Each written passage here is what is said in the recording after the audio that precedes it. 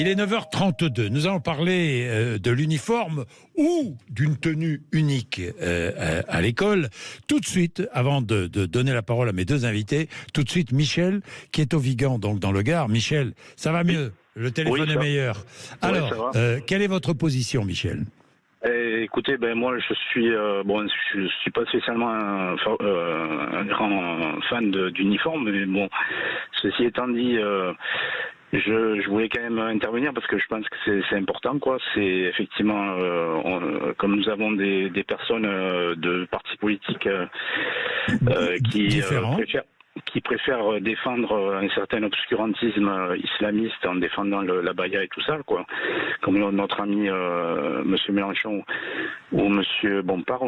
Donc, en fait, au lieu de défendre les femmes iraniennes qui luttent pour ne plus porter le voile islamique, je pense que, et je voulais juste donner effectivement un argument qui me paraît très important par rapport à ce débat, quoi, d'uniforme, c'est que, et ce sera un argument pour tous les partis politiques de droite comme de gauche, c'est de dire effectivement que, par exemple, dans un régime qu'apprécie particulièrement M. Mélenchon, le régime cubain, dans ce régime-là, les enfants qui vont à l'école portent tous un uniforme. Les petites filles sont en blanc et rouge et les petits garçons en bleu et blanc. Voilà. Oui. Alors vous êtes favorable à un uniforme ou à une tenue unique plutôt? Le président de la République parlait de tenue unique hier soir. Et moi, je pense que, ayant eu à une certaine époque, quand j'étais au collège, l'obligation de porter une blouse, oui. Je pense que l'uniforme, je pense qu'il conviendrait mieux, surtout par rapport à la situation actuelle, par rapport à tous ces problèmes de laïcité et compagnie, quoi, qui fait que il y a une partie de la population qui a du mal à s'intégrer à la société française. Donc je pense que l'uniforme serait quand même plus donc vous êtes favorable à l'uniforme. Bien. Merci Michel. Alors deux invités pour parler du sujet. Roger Chudeau, qui est député Rassemblement National du Loir-et-Cher. Bonjour. Bonjour. Merci d'être avec nous. Auteur d'une proposition de loi visant à instituer dans les écoles et collèges publics le port d'une tenue uniforme. Pas de l'uniforme, si j'ai bien compris. Tenue uniforme aux couleurs de l'établissement scolaire. Et puis avec nous Mathieu Slama, qui est essayiste, auteur d'Adieu la liberté aux éditions Presse de la Cité. Bonjour. Bonjour à tous les deux. Roger Chudeau, attention, tenue uniforme. Le président de la République parle d'une tenue unique. Oui. Vous êtes d'accord avec lui? Enfin, écoutez, on joue sur les mots. Oui, on joue sur les mots. C'est de la sémantique macronienne typique. Je pense que le président de la République ne veut pas prononcer le mot uniforme, qui lui paraît... Mais vous non plus, vous dites tenue uniforme. Mais tenue, mais uniforme... C'est pas pareil, parlez pas d'uniforme. Pas tenue unique. Tenue uniforme, ça a du sens. Tenue unique, on joue sur les mots. Bon. Le président prend des précautions oratoires, parce qu'il a peur de brutaliser, je ne sais qui d'ailleurs, ses amis de gauche peut-être. Mais enfin c'est la même chose. Je veux dire, on parle bien d'une tenue uniforme aux couleurs de l'établissement, pas du tout nationale, comme à Cuba, mais décidée par l'établissement. Pourquoi pas nationale? Ça pourrait être national. L'Assemblée nationale pourrait décider que ce soit une tenue nationale, pourquoi pas. Oui. Mais pour l'instant, il nous semble plus conforme à l'esprit du temps de laisser chaque établissement définir la nature, la couleur. Votre proposition de loi, où en est-elle? Alors la proposition de loi a été débattue. Elle a été débattue. Elle a été repoussée à 6 voix près. Oui. Je pense que nous allons remettre ça sur le métier, parce qu'il n'y a pas de raison de s'arrêter. Donc, Mathieu Slama, pourquoi êtes-vous opposé? Déjà, allez-y. Moi, je trouve assez incroyable la manière dont l'esprit de liberté a déserté notre pays. Et la manière dont finalement le débat aujourd'hui par rapport aux jeunes, par rapport à l'école, c'est l'interdiction de la baya, l'uniforme, c'est le SNU, c'est l'autorité, le retour de l'autorité, l'ordre, etc., etc. Je trouve ça tout à fait préoccupant. Parce que la question derrière, c'est quelle école on veut. Est-ce qu'on veut une école qui embrigade, qui discipline, qui régule, qui contraigne, qui interdisent, etc., les enfants et les adolescents, ou est-ce qu'on veut au contraire une école qui émancipe, qui apprenne l'esprit critique aux enfants, qui apprenne aussi la tolérance, la différence, on peut conjuguer les deux, liberté, etc. On peut conjuguer les deux. Oui, mais alors la question c'est contraindre des enfants, notamment dans leur dimension vestimentaire, et on le sait notamment chez les adolescents, c'est très important dans la construction de soi, dans l'identité de soi-même, la manière dont on se construit, etc. Les contraindre là-dessus, c'est premièrement totalement totalement contre-productif, c'est une violence, deuxièmement, inutile, et puis surtout, on revient en arrière, mais de je sais pas combien de décennies, et sachant même qu'en France, il n'y a jamais eu d'uniforme, parce qu'il y a eu la blouse, mais qui n'était pas du tout dans l'esprit d'uniforme. Il n'y a jamais eu d'uniforme, sauf dans les départements d'outre-mer. Si je peux finir juste, je trouve très intéressant, très intéressant que ce soit une idée qui vienne du Rassemblement national, de l'extrême droite. Il y a depuis plusieurs années, l'extrême droite défend cette idée-là. Depuis, qu'est-ce qu'on voit ? La droite, avec Éric Ciotti notamment, le défend. Et certains macronistes maintenant le défendent. Ça nous dit quand même quelque chose sur la manière aussi dont certaines idées qui viennent de l'extrême droite sont en train de venir contaminer en quelque sorte tout le pays. Et on se met à débattre d'idées qui viennent de l'extrême droite et qui sont en train de prendre de l'ampleur dans le pays. Et je trouve que c'est tout à fait inquiétant et en même temps très révélateur. Personne. Nous ne sommes pas une maladie, nous sommes des élus du peuple, contrairement à vous. On a 88 députés élus par 12 millions de Français. Vous ne pouvez pas parler de contamination. C'est tout à fait déplacé. Par des idées. Oui, bien sûr, mais même le terme en soi, le terme en soi est assez injurieux. Bon, revenons-en à l'essentiel. L'école. Quelle école voulons-nous ? Nous voulons que nous revenions au principe de l'école républicaine telle que l'a voulu Jules Ferry, avant lui Condorcet, etc. Mais Jules Ferry. C'est-à-dire, nous ne connaissons pas d'adolescents ni d'enfants. Nous connaissons des élèves. Nous souhaitons que, lorsqu'un adolescent entre dans son école, il change de qualité. Il laisse à l'extérieur son appartenance communautaire, si c'est le cas, son appartenance sociale, ses marqueurs sociaux, et il entre dans ce temple dont Jean Zay disait, ce temple, ce sanctuaire où les querelles des hommes ne doivent pas rentrer, c'est-à-dire l'école de la République. L'ambition de l'école publique, c'est de faire des citoyens éclairés, pas du tout de les discipliner et d'en faire des petits soldats, n'est-ce pas ? Quoique être soldat n'est pas injurieux à mes yeux, mais c'est pas le sujet. Non, l'école de la République a une ambition, c'est d'émanciper, de faire des citoyens français libres mais capables d'exercer leur libre arbitre. C'est à ça que nous voulons revenir. Et actuellement, notre école et le principe de laïcité sont attaqués directement, frontalement, politiquement, monsieur Slama, par l'islamisme militant, vous le savez. Ça y est, le point islamisme. Non, mais bien sûr, l'islamisme militant, ça existe. Ce n'est pas moi qui le dis, c'est le président de la République qui a parlé de séparatisme, ça n'est pas le RN. Ce sont les services de renseignement intérieur qui nous disent que l'affaire des abayas est pilotée par les frères musulmans. Tout le monde le sait, vous ne voulez pas le dire. Donc les jeunes filles qui portent l'abaya sont pilotées par les frères musulmans. Largement. Et vous en connaissez ? Vous connaissez des jeunes filles ? Vous avez parlé à des jeunes élèves qui portent l'abaya ? Je lis les rapports du renseignement intérieur de notre République et je fais confiance dans le discernement des policiers. Aucun rapport nous dit ça. Mais bien sûr que si. Non. Ils ont été publiés par la presse il y a quelques mois. Enfin, voyons. Donc, nous avons affaire à une offensive contre l'école de la République, contre ses valeurs, contre ses fondements même, et nous devons nous défendre. Le ministre a décidé d'appliquer enfin la loi de 2004, ce que son prédécesseur ne faisait pas. Tant mieux, c'est bien. Il était temps que ça arrive, mieux vaut tard que jamais. Maintenant, le problème restera entier. À la rentrée, il y a eu peu d'incidents, parce que je pense que tout le monde a compris que l'État était décidé à se défendre. Mais vous aurez toute l'année de la guérilla avec des abayas, c'est sûr. Et le meilleur moyen de régler le problème, oui, une guérilla, tout à fait. C'est une guerre. Ça veut dire 300 élèves qui ont. Non, mais attendez, c'est beaucoup plus que 300. C'est beaucoup plus que 300 et vous le savez très bien. Vous parlez de ce sont des milliers, bien sûr. Et donc, il y aura ça toute l'année, et le meilleur moyen d'en sortir, c'est le port, c'est de rendre obligatoire le port d'une tenue uniforme aux couleurs de l'établissement, telle que nous le défendions. Moi, j'avais dit écoliers et collégiens. Je pense qu'il faut effectivement inclure les lycées maintenant, puisque la situation s'est dégradée. Alors, tenue unique, le président de la République parlait d'un jean, d'un t-shirt, d'une veste. Ça vous choque, un jean, un t-shirt, une veste, Moi, ce qui me choque, c'est l'uniformité, si je puis dire. L'uniformité, c'est pas la tenue en elle-même, c'est l'uniformité des tenues. C'est ça. Bon, la tenue unique est moins comment dire, contraignante que l'uniforme. Voilà. Moi, ce qui me choque, l'établissement. C'est la même chose. Ce qui me choque, c'est plusieurs choses. Bon, la première chose, en effet, c'est l'uniformisation, l'uniformité. Il y a une idéologie derrière qui consiste à dire. Voilà, il faut gommer les différences et surtout, il faut faire rentrer les élèves dans un moule.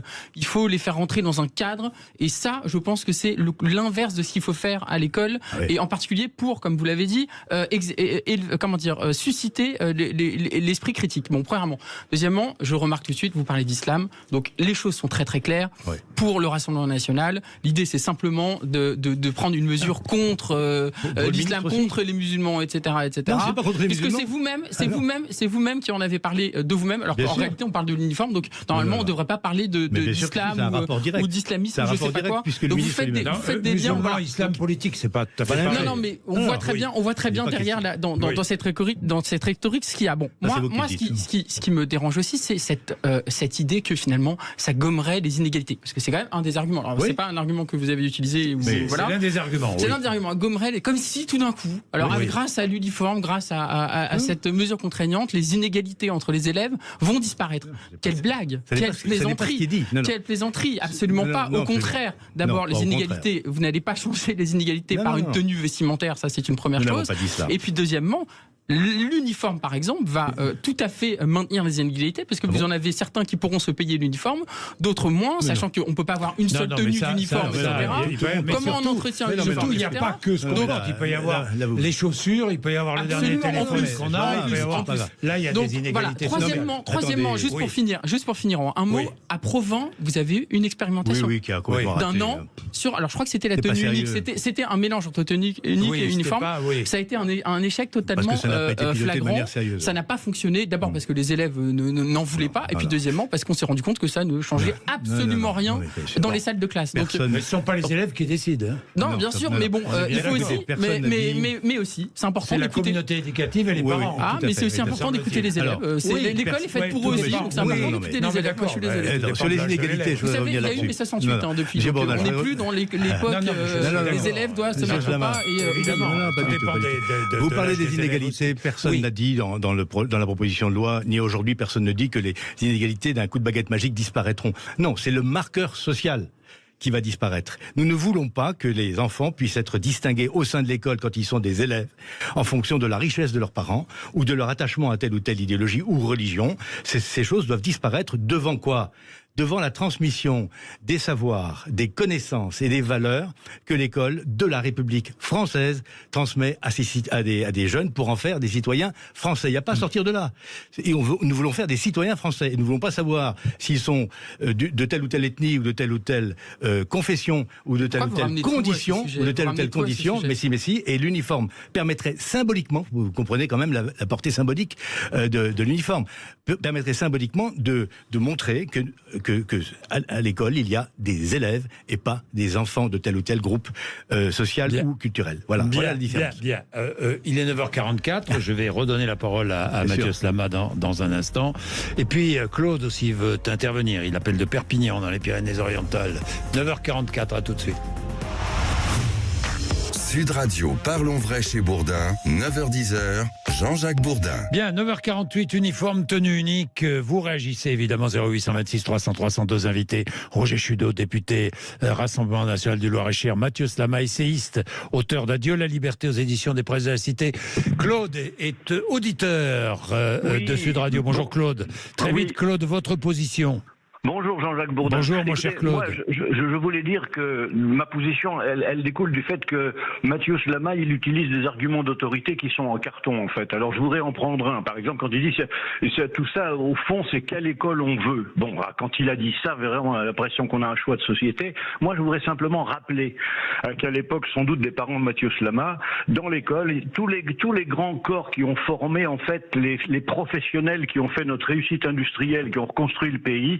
Eh ben, il y avait des uniformes. Les écoles d'ingénieurs, il y avait Polytechnique, les arts et métiers, les écoles nationales professionnelles qui précédaient les lycées techniques, il y avait des uniformes. Et à cette époque-là, l'ascenseur social marchait. Donc en plus, ça combattait les inégalités. Donc je trouve qu'il est un peu sévère en essayant d'opposer le port d'une tenue identique pour tout le monde ou d'un uniforme avec la liberté. Bon, je voulais simplement dire ça. Et moi, personnellement, je suis favorable, et personnellement, je suis favorable à ce qu'il y ait une uniformité qui soit d'ailleurs identifiée à l'école ou au lycée ou au collège. Je trouve que c'est plutôt bien et que c'est un élément finalement ça crée après des liens qui restent, les liens d'amitié, les photos où on voit tout. Moi je sais que j'ai porté des uniformes pendant ma formation et je trouve que finalement ça m'a plutôt servi que desservi. Voilà. Bon, merci beaucoup Claude. Mathieu Slama, vous répondez à Claude. Déjà qui est mesuré. Oui, absolument. Non, mais et puis c'est un vrai débat de toute manière. Donc déjà comparer l'université à l'école, bon, moi ça me paraît très compliqué. Encore une fois, surtout quand on parle d'université où il y a une formation militaire, etc. Donc ça, moi je pense que c'est pas un argument. Ensuite, encore une fois, la question c'est je trouve qu'on perd du temps avec ce débat. Ce débat nous est imposé et on perd du temps avec ce débat. Ça ne va pas durer des jours et des jours. Oui, mais bon, on voit bien que le gouvernement... Dans 3 jours, on n'en parle plus. Mais hein, non, je le dis tout de suite. mais je pense pas. Parce Vous que avez le une gouvernement... information chasse l'autre. Ne croyez pas ça, parce que le gouvernement va faire ses expérimentations, etc. Et c'est tout à fait voulu de la part du gouvernement, je pense. Aujourd'hui, on devrait parler du fait que les jeunes et les étudiants ont du mal à trouver un logement. On devrait parler du fait que les étudiants sautent des repas. Un certain nombre d'étudiants sautent des repas. Qu'un certain nombre d'étudiants sont obligés de travailler en parallèle de leurs études pour les financer. Qu'il y a une précarité étudiante qui est de plus en plus importante. Mais c'est hors sujet par rapport à l'uniforme. C'est pas hors sujet. Parce que c'est de ça dont on devrait parler. Au lieu de parler de mesures qui sont non seulement néfastes, problématiques, liberticides, mais en plus qui sont totalement accessoires et qui sont des sortes d'écrans de fumée pour ne pas parler des vrais sujets. Vous y allez fort. Parce qu'on impose à des gens une tenue vestimentaire, notamment à des enfants, à des élèves, à des enfants, à des adolescents. Déjà, c'est extrêmement problématique d'imposer un vêtement de force comme ça d'un point de vue étatique. Ça renvoie à une idéologie quand même qui est très autoritaire, à une dimension d'embrigadement. Surtout quand on met en place ça, si on compare ça avec toutes les réflexions qu'il y a actuellement sur le SNU, etc. Moi, je trouve qu'il y a là une petite musique sur la jeunesse qui est tout à fait inquiétante. Et puis surtout, encore une fois, je le dis, et moi ça a été mon cas, voilà, quand j'étais jeune, la manière dont on s'habille, la manière dont on se présente, son style vestimentaire, etc. C'est une partie très importante de la construction de soi, notamment quand on est adolescent.